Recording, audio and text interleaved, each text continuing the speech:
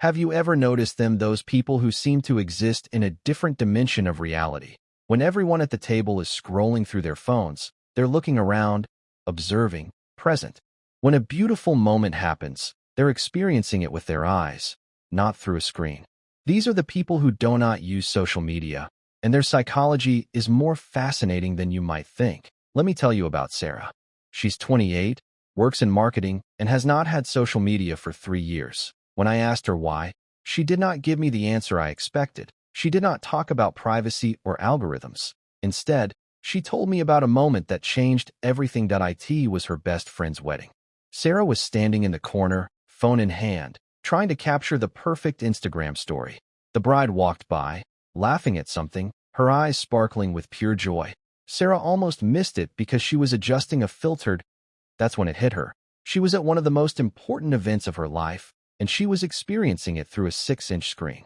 People who abandon social media are not running from technology, they're running towards something deeper, something we have lost in the noise. They have made a conscious choice that reveals profound truths about human psychology. These individuals operate on a different reward system. While most of us have been conditioned to seek the dopamine hit of likes and comments, they have rewired their brains to find satisfaction in slower, more meaningful rewards. A deep conversation, a book finished, a skill mastered, the sunset watched in full, without documenting it. Research shows something remarkable about these people. They have lower levels of anxiety and depression. But it is not just about mental health statistics. It is about something more fundamental, something primal in our nature. Think about it. For 99% of human history, we lived in small tribes that we knew everyone in our community. We had maybe 150 meaningful relationships. Maximum. That's what our brains are wired for. Social media has forced us to maintain hundreds, sometimes thousands of superficial connections. It is like running software on hardware that was not designed for it. People who reject social media have recognized this incompatibility. They have chosen depth over breadth, quality over quantity, presence over performance. And in that choice lies a psychological sophistication that our hyper-connected world desperately needs to understand. But here's what's interesting, that they are not hermits. They are not antisocial. In fact, studies show they often have richer, more fulfilling social lives than heavy social media users. They are selective about where they invest their attention, and that selectivity is their superpower. Who are these people really? What's happening in their minds that makes them different? Let's dig deeper. The psychology of people who avoid social media reveals something most of us have forgotten. The power of boredom. I know that sounds strange. Boredom a power, but stay with me. When was the last time you were truly bored, not uncomfortable, not anxious about missing out, but genuinely, completely bored? For most of us, it has been years. The moment boredom threatens, we reach for our phones. We scroll. We refresh. We escape. But people without social media cannot escape that easily. They sit with their boredom. And in that space, something magical happens. Creativity emerges. Self-reflection begins. Original thoughts form. There's a man named Marcus I interviewed. He is a software engineer who quit social media 5 years ago. He told me something that stuck with me. I did not realize how much noise was in my head until it went quiet. Marcus explained that before quitting, he could barely finish a thought without his mind wandering to how it might sound as a post, or what someone might comment, or how many people would engage with it. His internal monologue was not his own. It was performing for an invisible audience that existed only in his imagination. This is the psychological trap most of us do not even recognize. We have outsourced our sense of self to external validation. Who am I? I am my profile. What do I value? Whatever gets engagement. What is important? What is trending? People who reject this system undergo a fascinating psychological transformation. Initially, there's often anxiety. FOMO hits hard. They feel disconnected, left out, like they are missing the party.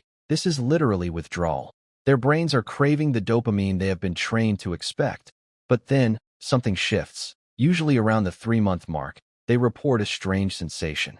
Thoughts become clearer. Decisions become easier. They start to rediscover preferences they didn't know they had. Opinions that are not influenced by what is popular or acceptable online. It is like coming out of a long fog. One woman told me, I started liking things again without wondering if they were Instagram worthy. I went to restaurants because I wanted to, not because they were photogenic. I wore clothes that made me feel good, not clothes that would look good in photos. This is psychological autonomy, that it's the ability to exist as yourself, for yourself, without the constant surveillance of an audience, real or imagined. These people have reclaimed something precious, their attention, and attention, as anyone who studies psychology will tell you, is the foundation of everything. Where your attention goes, your life follows. Control your attention, and you control your life. But there's more to their psychology than just clarity and autonomy. There's something deeper, something that touches the very core of human happiness. Here is the paradox that defines people who do not use social media. By disconnecting from everyone, they have become more connected to what matters. Let me explain through the story of David. He is 35, a father of 2, and he deleted all his social media accounts 4 years ago. When I asked him what changed, he started crying. Not tears of sadness, but of relief that I got my life back, he said. I did not realize it had lost it until it returned. David explained that before quitting, he was living for moments that would translate well to social media. Family vacations were scouting missions for perfect photos. His kids' achievements were content opportunities. His marriage was a highlight reel. Nothing was experienced purely. Everything was filtered through the lens of how will this look online. The psychology here is profound. Social media creates what psychologists call experience interference.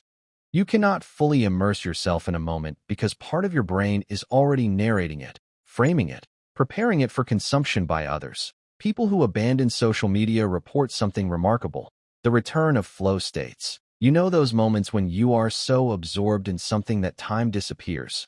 Reading a book and suddenly 3 hours have passed, playing with your children and forgetting everything else. Having a conversation so engaging that the world fades away.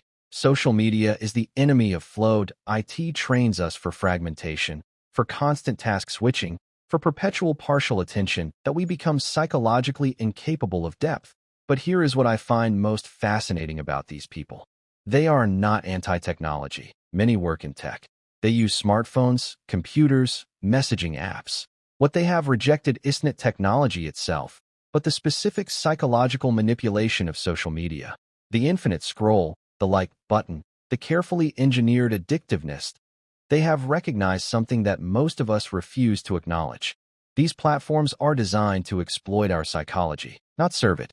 Every feature is tested and optimized to keep us engaged, regardless of whether that engagement makes us happy, fulfilled, or mentally healthy. The people who quit have done something radical. They have put their psychological well-being above their social conditioning. And society doesn't quite know what to make of them. They are often called weird, antisocial, even suspicious. What are you hiding? People ask. How do you stay in touch?